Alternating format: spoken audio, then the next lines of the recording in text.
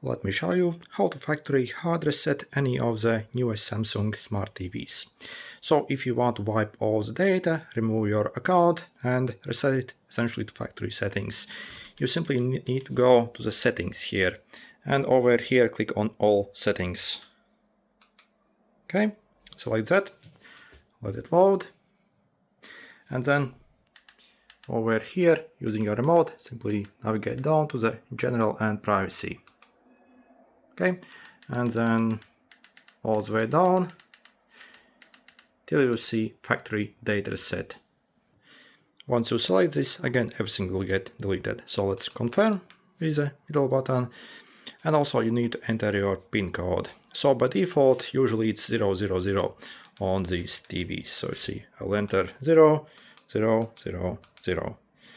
If it's not, simply ask whoever was setting up this TV when it was new. And then we wait. It takes a few minutes. Okay, so it should restart now. Let's simply wait.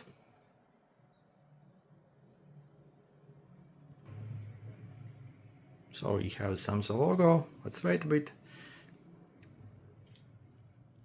And as you see, it's fully reset and we can pair it as a new device. Okay, good luck everyone.